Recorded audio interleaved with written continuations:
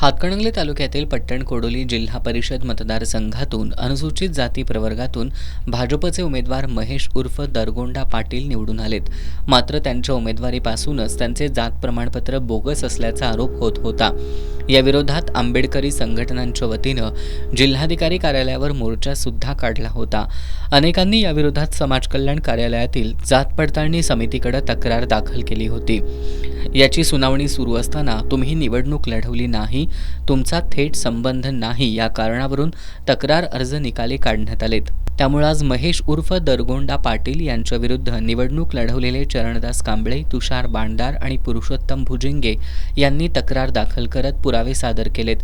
याबाबत 21 एप्रिल रोजी सुनावणी घेण्यात येणार आहे। या तिघांच्या एकूण 5 वकिलांनी महेश उर्फ दरगोंडा पाटील यांनी सादर केलेले पुरावे बनावट आणि चुकीचे असून त्या आधारे जात वैधता टिकू शकणार नाही असा दावा केलाय। त्या तारखेला 24 तारखेला आमच्या अर्जदारांचे लोकल स्टँडी या तत्वावर सगळ्यांचे अर्ज बाद केले। त्या अर्ज बाद केलेल्याचे आज आम्ही त्यांना जाब विचारला तर जात पडताळणी समितीकडे ह्याबद्दल कोणतंही उत्तर नव्हतं। जात पडताळणीनं मनमानी कारभारानं आमचे अर्ज बाद केलेले असताना देखील आमचे दुसरे अर्ज शिल्लक आहेत। त्या अर्जाबाबत आम्ही आज युक्तिवाद, लेखी युक्तिवाद सादर केला आहे। सर्व डॉक्युमेंट सादर केलेत ओरिजिनल। त्याचे डॉक्युमेंट्स आले, त्याचे म्हणणे आले 21 तारीख परत ठेवलेलं आहे। ह्या 21 तारखेला फायनल युक्तिवाद होईल।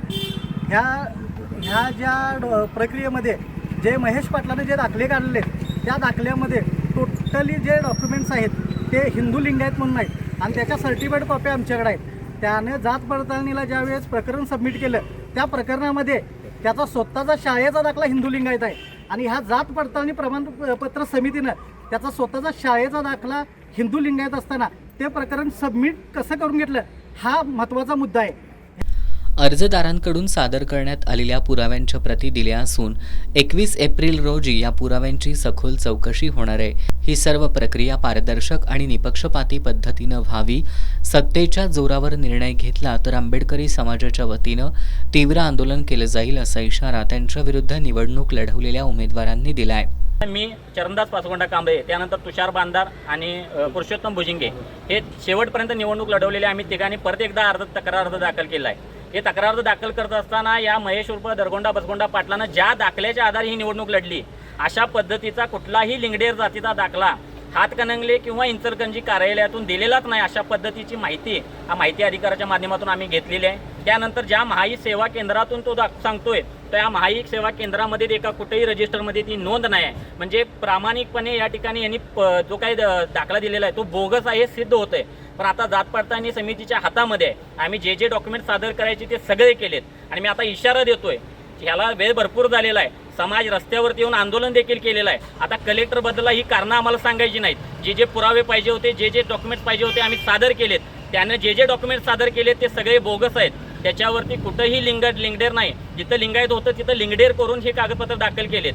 बोगस दाखले देऊन बोगस कागदपत्र सादर केलेत आणि प्रशासनाची फसवणूक केली हे सरळ दिसून येते। त्यामुळे मी या ठिकाणी प्रशासनाला इशारा देतोय की सर्व कागदपत्रांची पडताळणी करून चांगल्या पद्धतीने विचार करून निर्णय घ्या, योग्य निर्णय घ्यायचा। महेश पाटील उर्फ दरगोंडा बसगोंडा पाटील याला पदावरनं रिक्त करा, त्या ठिकाणी पोटनिवडणूक लावा आणि अशा पद्धतीनं जर निवडणूक नाही झाली किंवा हा जर योग्य निर्णय नाही झाला त्याच्या बोगस कागदाच्या आधारे किंवा सत्तेच्या आणि पैशाच्या जोरावरती जर त्याच्या बाजूने निर्णय झाला आणि असं जर आमच्या लक्षामध्ये आलं तर संपूर्ण आंबेडकरी समाज हा पॅन्थर स्टाईलनं जात पडताळणी कार्यालयावरती धडक मोर्चा काढल्याशिवाय राहणार नाही। यावेळी ॲडव्होकेट संदेश कांबळे, ॲडव्होकेट किरण कांबळे, ॲडव्होकेट सुनील कांबळे, ॲडव्होकेट सातवडे आदी उपस्थित होते।